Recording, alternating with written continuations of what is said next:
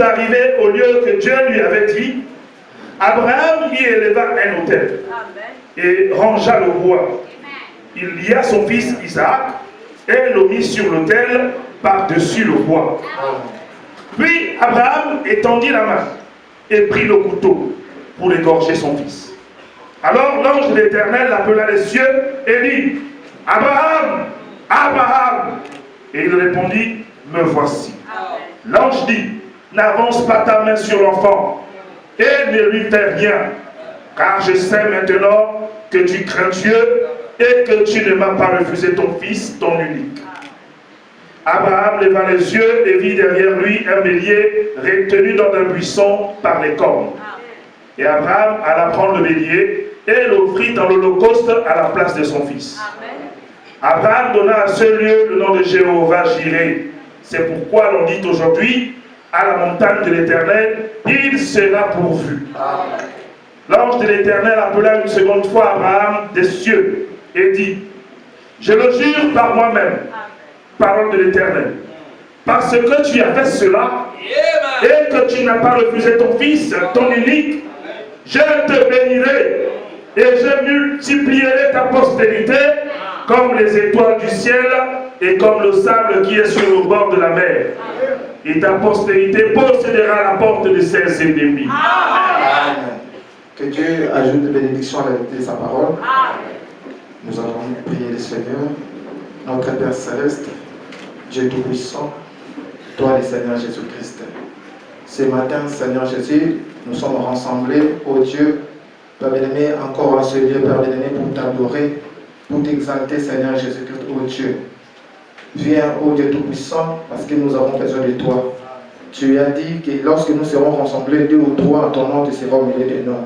Et nous croyons, Seigneur, comme nous sommes plus que 2, plus que 3, ta présence est au milieu de nos pères. Viens maintenant, Seigneur, brise le pain de vie, Seigneur Jésus-Christ, ô Dieu, afin que, Père bien-aimé, lorsque nous allons prendre cela, que cela puisse nous donner la vie, Père. Bénis cette parole qui vient d'être traitée, Seigneur, ô Dieu. Tu sais que tant qu'un homme, je ne peux rien donner de bon, ô Dieu, tout à tes enfants. Écarte-moi du chemin, Seigneur, circoncis ma bouche et circoncis les oreilles de tes enfants, Père. Place-nous tous dans le céleste en Jésus-Christ pour que nous soyons bénis. Sois loué, sois glorifié dans le nom de Jésus-Christ. Amen. Nous pouvons nous asseoir. Nous sommes en train de continuer à parler sur notre sujet que nous avons intitulé « Ta postérité possédera la porte de ses ennemis ». Amen. Une promesse que Dieu a donnée à Abraham après qu'Abraham a reçu à une épreuve, à un test que Dieu lui avait donné. Et Abraham avait crié à Dieu depuis que Dieu lui avait appelé et il a marché avec Dieu comme ça pendant des années et des années. 25 ans durant, il était en train de marcher dans la foi, croyant que Dieu allait accomplir la promesse qu'il lui avait donnée. Amen. Que Dieu nous bénisse. Peu importe le temps que la promesse avait duré, peu importe le moment où les épreuves, les critiques des gens, mais Abraham continuait toujours à croire à ce Dieu-là. Parce qu'il savait que la personne qui m'a parlé, ce n'est pas un homme. La personne qui m'a parlé, c'est une personne surnaturelle. Et il continue à croire. Peu importe ce que les autres disaient, ce que les autres voyaient. D'autres personnes pensaient qu'Abraham avait perdu même la tête. Amen. Des fois, lorsque toi aussi tu crois au Seigneur Jésus-Christ, lorsque Dieu te parle, il porte à ton cœur, tu sais que ça c'est la voix de Dieu. Peut-être d'autres personnes, les gens de ta famille ne comprendront jamais cela parce que Dieu ne leur a pas dit quelque chose. C'est toi qui comprends que l'appel que j'ai, c'est l'appel de Dieu. Amen, amen. Voilà pourquoi, peu importe les critiques, peu importe les moqueries des gens, si dans votre cœur vous savez que c'est Dieu qui m'a parlé, amen, vous devez vous accrocher jusqu'à ce que vous obteniez la chose dont Dieu vous a dit. Parce que dans le chemin de Dieu, ce que Dieu nous demande, c'est seulement la foi. Parce que sans la foi, nous ne pouvons pas être agréables à Dieu. Tout ce que nous avons besoin dans cette pèlerinage chrétien, cela demande la foi. Alléluia. C'est pourquoi Dieu a dit à William Branham, tu dois amener les gens à te croire. Si tu amènes les gens à te croire, rien ne résistera à ta prière. Même les cancers, cela ne résistera pas. Alléluia. Et si aujourd'hui, toi aussi que Dieu a appelé, tu dois garder la foi, rien ne peut résister. Tout ce dont tu as besoin comme problème, Dieu résolvera cela. Donnons notre foi dans la promesse. Ayons les yeux sur un seul but, nos oreilles sur un seul but, nos cœurs sur un seul but. Et il sait les choses, Jésus-Christ. Il est capable. Amen. Il est capable d'accomplir ce qu'il a promis. Oh. Quand nous pensons à cela, toute la scène change. Quand nous recevons cela, Dieu a fait la promesse. C'est Dieu qui a dit cela. Amen, amen. C'est-à-dire que lorsque Dieu dit quelque chose, il faut que les critiqueurs soient là. Il faut que les moqueurs soient là. Au temps de Branham, il y avait un homme Branham à prier pour lui. C'était un aveugle. Il est entré dans la ligne de prière. Il a prié, Dieu Branham a prié. Il lui a dit que Dieu m'a dit que Dieu est déjà guéri. Amen. Amen. La personne regardant les yeux, il dit non, je ne vois pas. Il revient encore dans la ligne de prière. Branham dit retourne, va témoigner que Jésus est déjà guéri. Amen. Et la personne, comme il était un vendeur de journaux, il passait, il pouvait témoigner que gloire à Jésus, je suis guéri. Gloire à Jésus, je suis guéri. Gloire à Jésus, je suis guéri. Mais les gens pouvaient regarder, mais toi, est-ce que ta tête fonctionne ou cela ne fonctionne pas? Tu dis que tu vois, mais lorsqu'on te regarde là, tu es encore aveugle. Il dit, Dieu m'a dit que je suis guéri. Je ne regarde pas à ce que les yeux sont aujourd'hui, mais je regarde à ce que Dieu a dit. Parce que lorsque Dieu a dit, c'est la référence finale, c'est le point final. Peu importe ce que les gens peuvent dire, ce que Dieu a dit, c'est ce qui compte. Ce que Dieu a dit dans ta vie, c'est ce qui compte. Alléluia. Il a continué à témoigner. Il a témoigné. Juste à un certain moment, il est parti dans un salon de coiffure. Pendant qu'on lui a mis la mousse sur la tête, on était en train de coiffer, la mousse de savon est entrée dans les yeux. Amen. Amen. On lui a mené là au lavabo pour se laver les visage. Pendant qu'il s'est lavé là, directement il a ouvert les yeux, il s'est vu dans le noir. Il a commencé à sauter. Il dit gloire à Jésus, je suis guéri. Gloire à Jésus, je suis guéri. Parce que Dieu lui avait dit qu'il serait guéri. Amen, amen. Ce n'est pas le moment où Dieu te dit peut-être la chose accomplie directement. Mais Dieu veut que tu puisses mettre ta foi en lui. Que tu puisses avoir confiance en lui. Il va t'amener jusqu'au bon port. Alléluia. Vous devez témoigner de ce Dieu-là, de ce qu'il vous a dit, et vous verrez cela accomplir. Abraham avait fait confiance à Dieu. Alléluia. Il a fait confiance à Dieu parce que Dieu veut que nous puissions lui faire confiance. Alléluia. Il veut que tu puisses lui faire confiance pour qu'il puisse témoigner de toi. Voilà mon fils. Voilà ma fille. Alléluia. Et Abraham a fait confiance à Dieu parce qu'il savait qu'il n'y a personne qui pouvait lui donner ce que Dieu pouvait lui donner. Alléluia. Il n'y a personne qui peut te donner ce que Dieu peut te donner ce matin. Alléluia. Un homme peut te promettre, mais il ne peut pas réaliser. Mais le Dieu du ciel, lorsqu'il te dit, il accomplira. Il est fidèle à sa parole.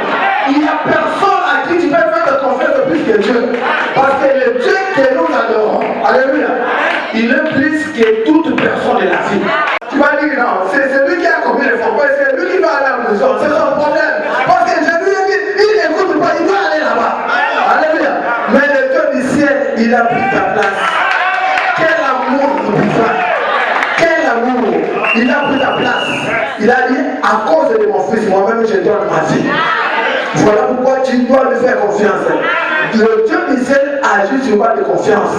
Peu importe la situation difficile, comme tu es la prospérité d'Abraham, la promesse est là t'appartient. La promesse nous appartient. Parce que nous avons accepté Christ comme notre Seigneur Sauveur.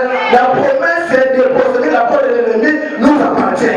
Non pas seulement cette promesse-là. Frère Branham dit, toutes les promesses qui sont contenues dans la Bible appartiennent à Abraham et à sa postérité. Alléluia.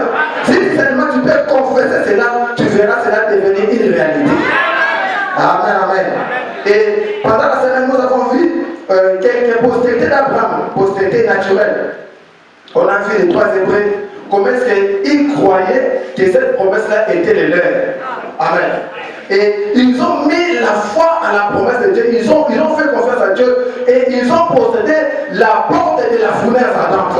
Ça veut dire que chaque postérité d'Abraham qui croit qui fait confiance en Dieu, il sait que Dieu lui accordera cette promesse-là. Nous pouvons voir ce matin peut-être une autre postérité. C'était David aussi. Pendant qu'Israël, ils étaient devant une grande porte. Amen. Une grande porte qui s'était établie devant le peuple d'Israël. C'était les Philistins et leurs géants Goliath. Que Dieu bénisse. Et les Philistins, ils ont dit au roi d'Israël, ce matin nous n'allons pas verser beaucoup de sang. Maintenant, nous allons envoyer seulement une seule personne de notre camp. Vous aussi, vous allez envoyer une seule personne de votre camp. C'est lui qui va gagner. Les autres deviendront les esclaves. Amen. Que Dieu bénisse. Ils ont fait la proposition à Israël. Il faut vraiment dire que lorsque le diable sait qu'il a le désir sur vous, il commence à vous donner des propositions. Alléluia. Il sait que des fois cette proposition-là, vous allez échouer. Et lorsqu'ils ont fait cela, tous les enfants d'Israël ont battu les têtes. Personne ne pouvait tenir la tête et dire que nous allons partir, nous allons procéder cette porte-là. Alléluia. Tous les enfants d'Israël avaient peur, ils ont battu la tête. Même le roi Saoul, il faut vraiment dire que c'est lui qui dépassait tous les enfants d'Israël la taille. Amen. Mais il ne pouvait pas. Lui qui était un grand guerrier, il a oublié qu'ils étaient une semence venue de Dieu. Ils étaient une postérité, un peuple que Dieu a choisi, un peuple qui possédait la promesse. Mais ils ont battu la tête. Alléluia. Personne ne pouvait aller. Mais lorsque la nouvelle, alléluia, est partie dans la forêt, là-bas il y avait un mouton là qui se croyait être la postérité véritable de la part. Lorsqu'il a écouté, il a dit non, qu'est-ce que je suis en train d'entendre? Amen. Il était dans la forêt. Il était en train de paître les troupeaux de son père. Amen. Il est sorti, il a dit non, moi je vais aller. Lorsqu'il sort comme ça, ses frères lui disent non, nous te connaissons. Comment est-ce que tu es? Tu veux retourner là-bas pour paître les brebis. Alléluia. Tu es un peu arrogant comme ça. Il sait, je ne suis pas arrogant, mais je sais une chose, que Dieu sait, il m'a oué. Alléluia. Parce que Samuel avait oué David pour devenir le roi. Il savait que comme on m'a oué, comme je ne suis pas encore devenu le roi, aucun homme ne peut me tuer. Peu importe la situation, comme c'est que Dieu a dit le roi ne peut pas arriver. Même si je me tenais devant n'importe qui, rien ne m'arrivera. Il est sorti. Il est parti là-bas, il a retrouvé l'armée. Il a dit non, moi je vais aller battre cet homme-là. Il est parti chez le roi. Il dit roi, mais comment vous là, vous pouvez vous tenir là et laisser cette armée des incirconcis injurier l'armée des rois. Armée de Dieu. Amen. Il a dit, répétez-moi les amis, je vais aller combattre cet homme. Saoul dit, mais toi tu n'es qu'un enfant. Tu n'es qu'un bouton là, un enfant. Comment est-ce que tu peux aller là-bas? Il dit, je sais, je suis un petit, je ne suis pas formel. Mais je sais une chose. Dans ma jeunesse, j'ai des expériences. Pendant que j'étais là-bas dans la forêt, j'étais en train de perdre les brebis de mon père. Il y avait un ours qui était venu. Le Dieu qui m'a honné m'a donné la force. J'ai saisi cet ours-là, je l'ai tué. Alléluia. Le roi dit, ça ce n'est qu'un ours. Un ours peut-être tu l'as tué par chance. Il a dit, ce n'est pas tout. Après cela, il y a un lion qui est venu. Le même Dieu m'a envoyé encore. J'ai arraché les lions. J'ai arraché la brebis dans la gueule de lion. Et j'ai tué ces lions-là. Le même Dieu qui m'a épargné la vie devant les lions. Devant ces ours-là. Le même Dieu est capable de me défendre devant cette circoncis-là. Alléluia. Il dit au roi, lorsque j'étais là-bas, en train de défendre les brebis de mon père, c'était pour le bien de ma famille. C'était pour le bien de mon père. Maintenant, ce n'est plus le problème de ma famille, c'est le problème de Dieu lui-même. Comme c'est le problème de Dieu, lui-même doit venir pour combattre tout ce problème. Alléluia. Je dis non, toi tu es un peu courageux là. Tu es un peu courageux. Comme ça, je vais te donner mes armures. Je vais te donner mes boucliers, tu vas aller combattre cet homme. Amen. On lui a revêti, on lui a revêti. Il voulait marcher comme ça, il était tellement chargé. Il dit non. Avec toute cette charge, je ne saurais pas. Alléluia. Avec la théologie, ça ne marchera pas. Avec la théologie de l'instruction, ça ne marchera pas. Il faut quelque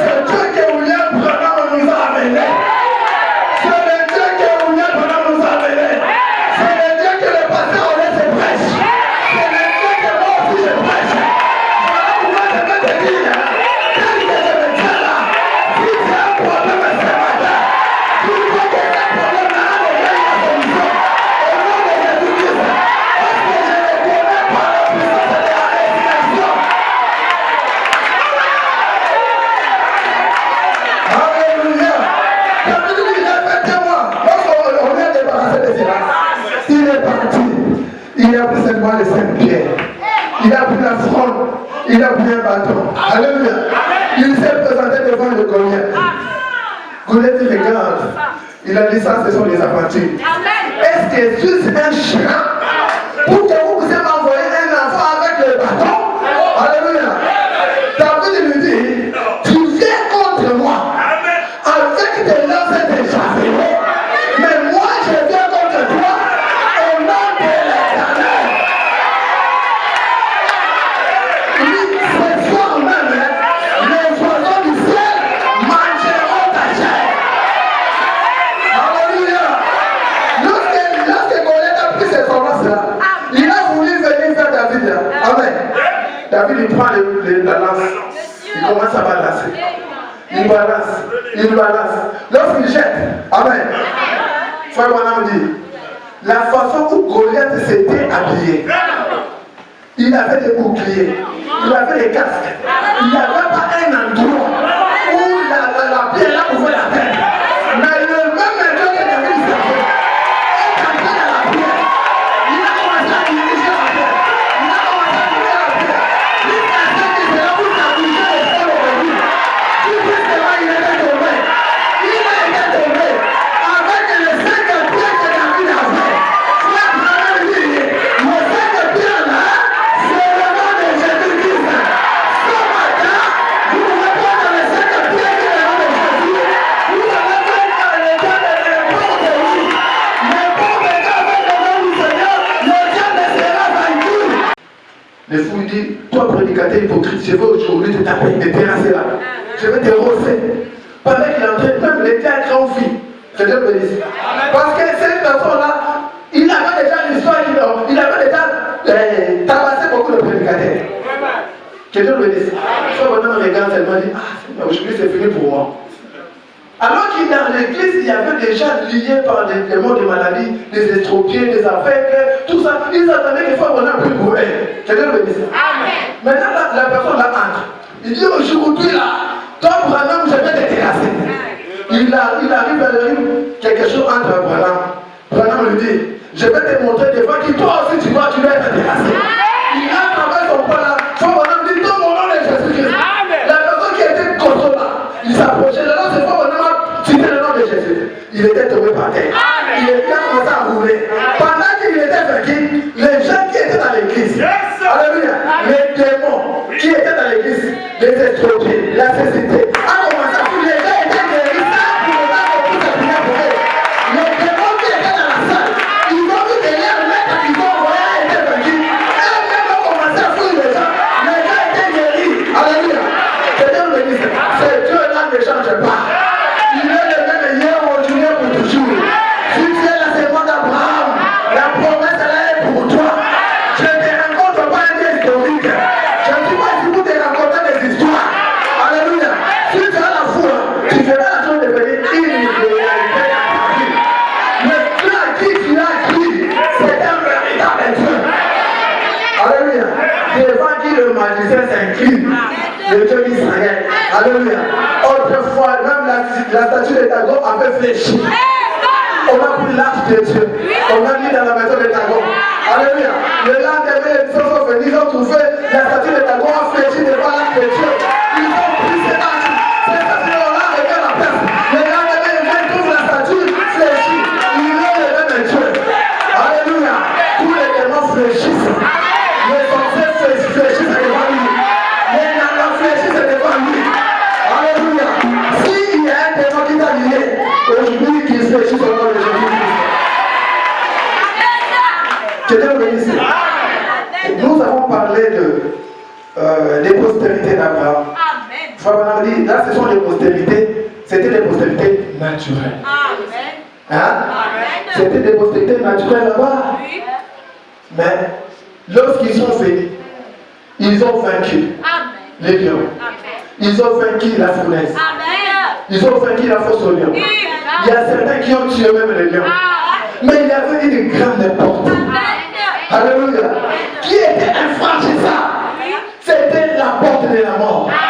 Lorsqu'ils arrivaient devant cette porte-là, ils étaient vaincus. Alléluia. Il a fallu que le Dieu du ciel puisse envoyer un homme. Alléluia. il n'a pas envoyé, mais lui-même s'est fait un homme. Alléluia. Il est né dans une vierge qu'on appelle Marie. Il a grandi comme toute personne. Il a marché sur la vie de Galilée. Il est venu avec la seule mission de vaincre cette époque-là qui était invincible. Pendant qu'il était là, alléluia, il pouvait marcher, il pouvait guérir les malades. Le diable, qui, lorsque le monde a été déchu, il avait récupéré la clé de séjour des morts. Amen.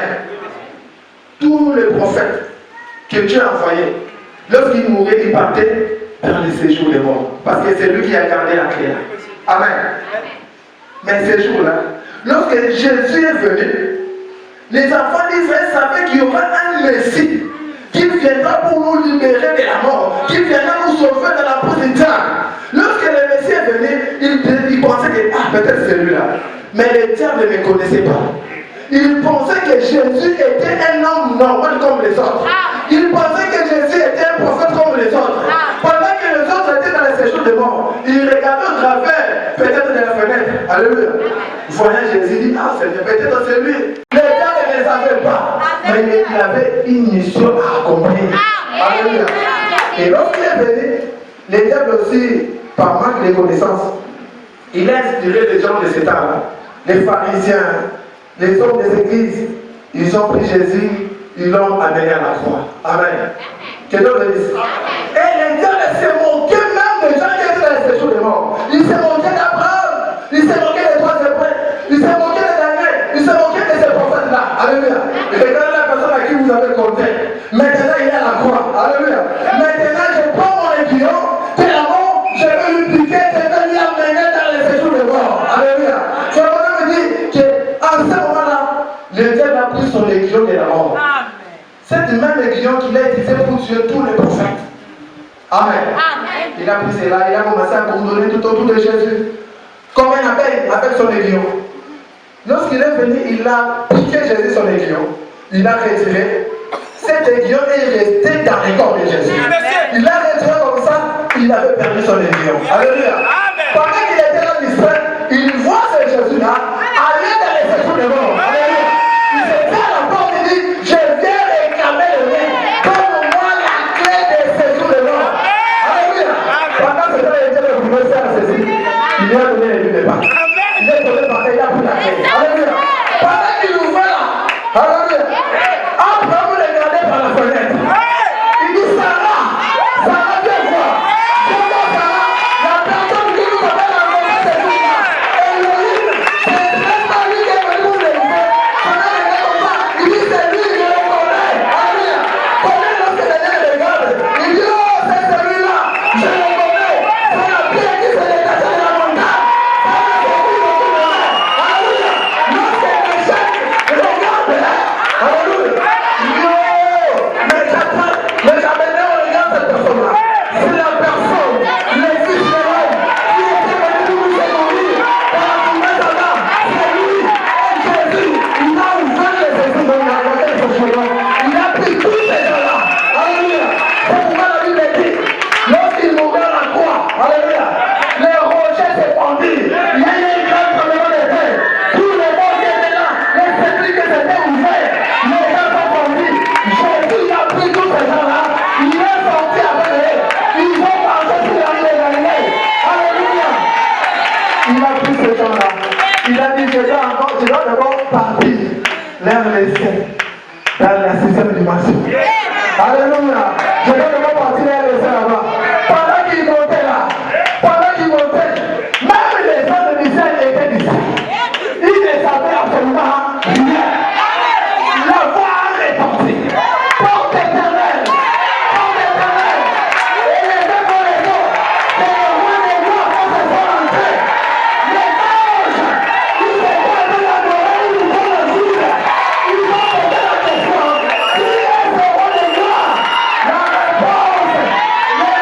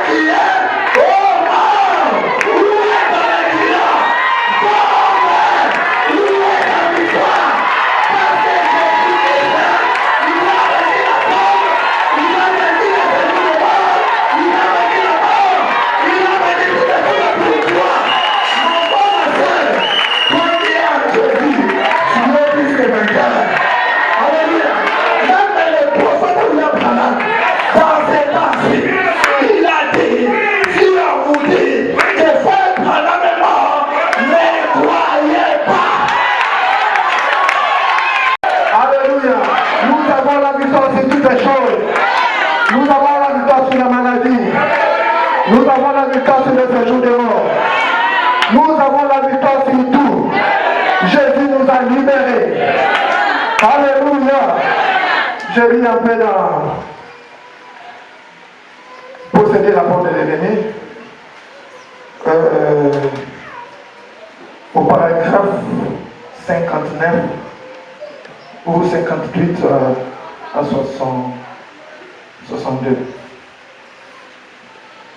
Est-ce qu'il y a quelqu'un qui a ça, la version Shekinah? Posséder la porte de l'ennemi.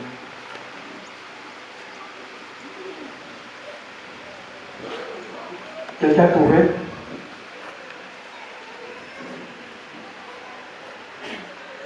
Posséder la porte de l'ennemi.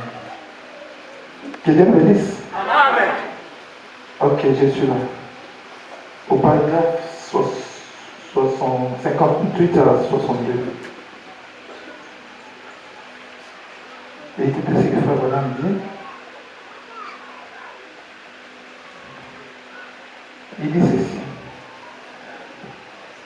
Dans l'église de Dieu vivant ce matin se trouve la puissance de guérir toute maladie. Est-ce que vous êtes là?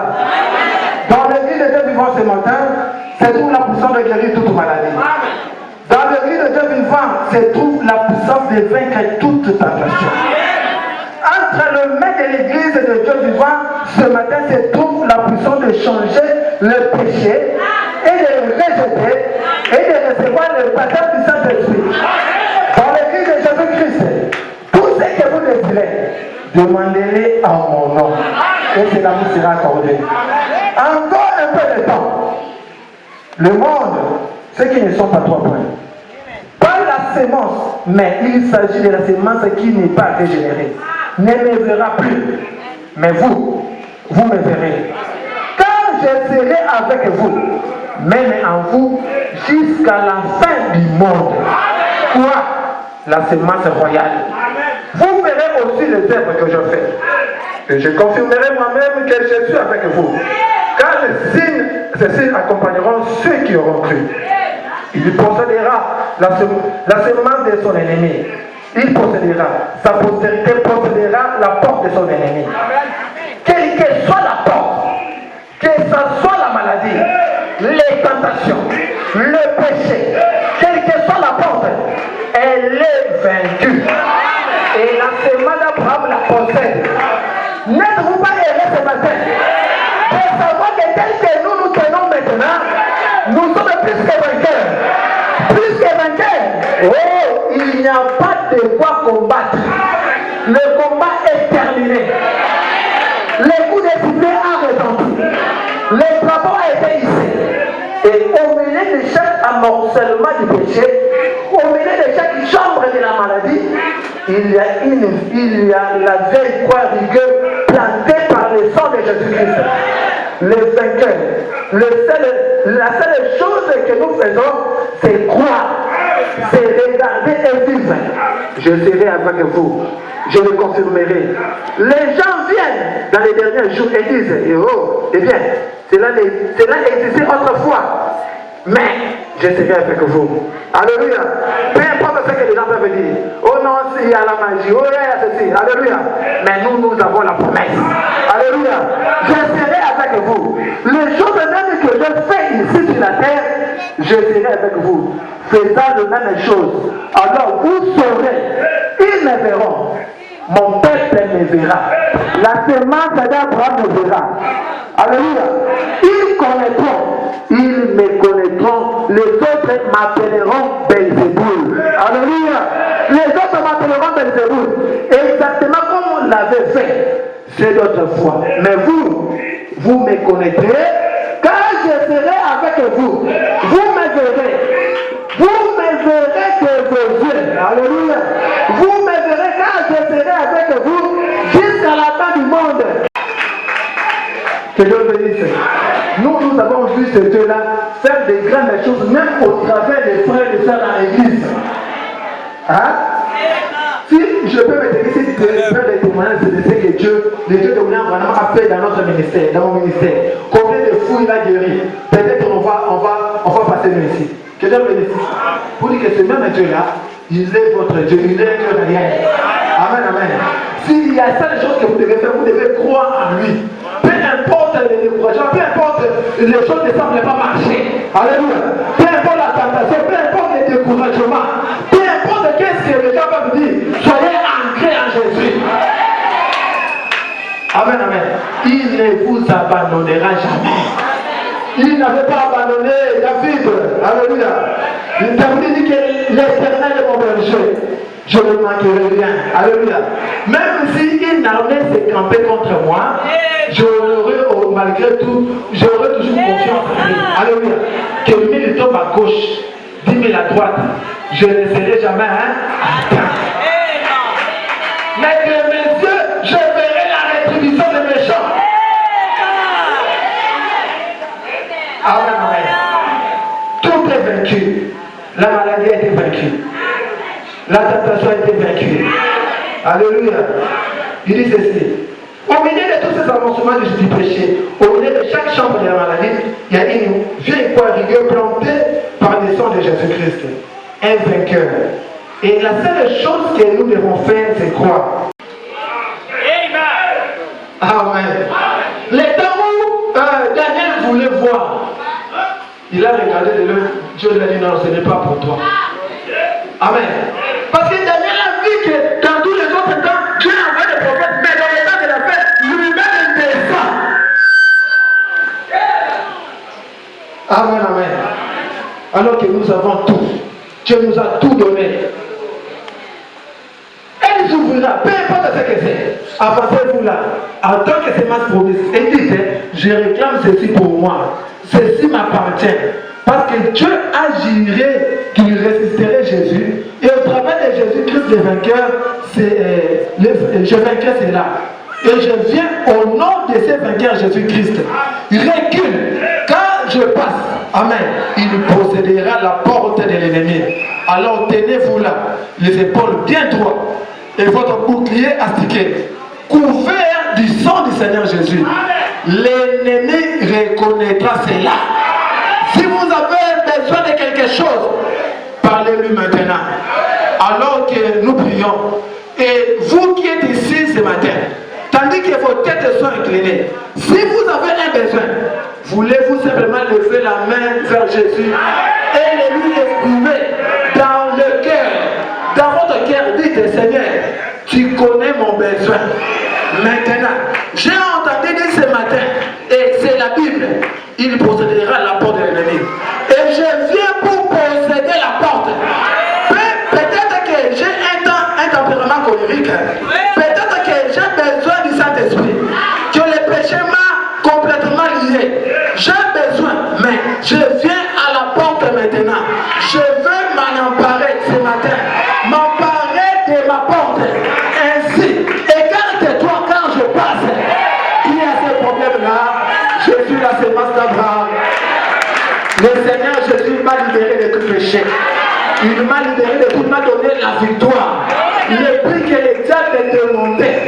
Et Jésus-Christ a déjà payé cela. Alléluia. Le Seigneur Jésus a envoyé déjà ta délivrance. C'est toi seulement de reconnaître que Jésus t'a déjà délivré. Tu te sens maintenant libre. Parce que le son de la trompette dans ce temps de la fin a déjà sonné. Alléluia. Vous savez, dans la Bible, il y avait les temps qu'on appelait les temps de jubilé, l'année de jubilé. Hein? C'était en Israël lorsque les enfants d'Israël pouvaient être vendus par le péché, vendus à cause des dettes et tout ça. Ils devenaient esclaves. Hein? Pendant qu'ils devenaient esclaves, là, il y avait la loi de Dieu. Une loi qui disait qu'après chaque 7 ans, les sacrificateurs devraient prendre les trompettes, doivent sillonner les ruelles, les rues, tout ça, pour sonner de la trompette. Et chaque personne qui était esclave, vendue au péché, vendue comme un esclave, qui était dans une clôture quelque part, il était emprisonné quelque part. Lorsqu'il écoutait les sons de la trompette, même s'il était dans le travail, même s'il était en train de faire quoi, il devrait abandonner sa roue, sa machette, son instrument de travail et être libre parce que le Dieu disait là, allez libre. Alléluia. Et aujourd'hui, amen, nous sommes dans le 7e an de l'église. Le cri de la trompette a déjà sonné. Le Dieu du ciel a envoyé les prophètes afin que la trompette sonnante, la trompette a donné de sonner. Alléluia. Pour te dire que c'est le temps de la liberté. Le Dieu n'a pas à dévier. Il ne doit pas te forcer à faire des choses que tu ne peux pas faire. Il ne doit pas t'engloutir dans le péché. Il ne doit pas te laisser dans la maladie. Parce que la trompette de l'évangile a sonné pour ta liberté. Est-ce qu'il y a quelqu'un qui m'attend ce matin? Cet évangile ici, cela est venu pour te libérer. Pour te libérer du péché, pour te libérer de la maladie, pour te libérer de la vie du monde. La trompette de Dieu a sonné. Alléluia. Mais dans les temps là, lorsque la trompette a sonné, alléluia, lorsque la trompette a sonné, c'est lui qui disait que non, je suis libre. Il partait libre avec sa famille. Mais c'est lui qui résistait. Il dit non, non, moi j'aime mon maître. Je vais le servir. Son maître les prenait, il l'amenait au temple là. Et les sacrificateurs lui prenaient son oreille, il le plaçait dans un poteau comme ça. On perçait son oreille, on mettait la boucle à l'oreille pour dire que cette personne, il a écouté le son de la trompette, mais il a refusé. C'est-à-dire que comme vous voyez les boucles d'oreille, cette personne est restée esclave à perpétuité. Alléluia. Voilà pourquoi je vais te dire, toi qui n'as pas encore reçu le Seigneur comme ton Seigneur et ton Sauveur. Alléluia. Aujourd'hui, ce matin, les sons de la trompette est en train de sonner. Même si tu étais dans le péché, même si tu as trouvé, même si tu as avorté, même si tu as mené une mauvaise vie, les sons de la trompette, c'est la grâce pour toi ce matin. Pour te faire sortir de cette vie-là, pour te laver par le sang de Jésus-Christ. Que tu deviennes un fils, une fille de Dieu, lavé par le sang de Jésus-Christ. Mais lorsque tu écoutes le son de la trompette, et que tu ne veux pas obtempérer, alléluia, on prend ton oreille, on perce, alléluia, on met les boucles d'oreille pour dire que même si une autre 7e année arrivait, même si on sonnait encore de la trompette, comme tu as les boucles d'oreille, pour toi c'est déjà terminé, ton sort a été déjà scellé, alléluia. Voilà pourquoi aujourd'hui, lorsque vous écoutez la voix du Seigneur, n'avisez pas votre cœur, alléluia. Cette promesse-là, c'est pour ceux-là qui sont de la postérité d'Abraham, ceux-là qui sont baptisés du Saint-Esprit. Alléluia. Si tu n'as pas encore reçu Christ, le Saint-Esprit dans ton cœur, le Dieu du Saint-Esprit, Julien, il t'appelle, cette promesse-là, pour venir au soutien. Alléluia. Voilà pourquoi ce matin, je voulais appeler ceux-là qui n'ont pas encore donné leur vie au Seigneur. Avant que je ne prie pour les gens, chacun va écrire d'abord la tête. Est-ce qu'il y a quelqu'un ici qui n'a pas encore donné sa vie au Seigneur? Il veut donner maintenant sa vie au Seigneur. S'il est là, il veut être baptisé au nom du Seigneur Jésus-Christ. Il lève la main là où il est. Le Seigneur est en train de t'appeler. La promesse est là, c'est pour toi. Si seulement tu peux croire. Le problème, c'est croire. Est-ce qu'il y a quelqu'un qui veut donner sa vie au Seigneur? Le Seigneur est en train de t'appeler, mon frère. Le Seigneur t'appelle ma soeur. Est-ce qu'il y a quelqu'un qui veut donner sa vie au Seigneur pour recevoir le baptême d'eau au nom du Seigneur Jésus-Christ? Et le Dieu du ciel te donnera le Saint-Esprit. Toutes les promesses, les bénédictions et l'emprise t'appartiendront. Si tu es là, tu lèves la main là où tu es. Le Seigneur t'a parlé. Peut-être que tu ne veux pas venir ici ce matin en vain. Le Seigneur a besoin de toi. Il veut te rendre libre. Il veut te libérer. Le son de la trompette a sonné, mon frère, ma soeur. Est-ce qu'il y a quelqu'un comme ça qui n'a pas encore donné sa vie au Seigneur? Quelqu'un qui n'a pas encore été baptisé au nom du Seigneur Jésus-Christ? Parce que le vrai baptême aujourd'hui, c'est au nom du Seigneur Jésus-Christ. Si tu as été baptisé autrement, ton baptême-là n'a pas la promesse du Saint-Esprit. Est-ce que tu es là? Le Seigneur t'appelle. Il veut te libérer. Il n'y a personne. Il n'y a personne. On va passer. Je dis pas le mot de tête. Une maladie qu'on a prié pour toi, ça fait longtemps que tu n'as pas été guéri. Il ne faut pas nous faire des travaux inutiles. Une maladie grave. Peut-être que tu n'accouches pas, tu n'as pas des enfants. Ça, c'est la spécialité que Dieu m'a donnée.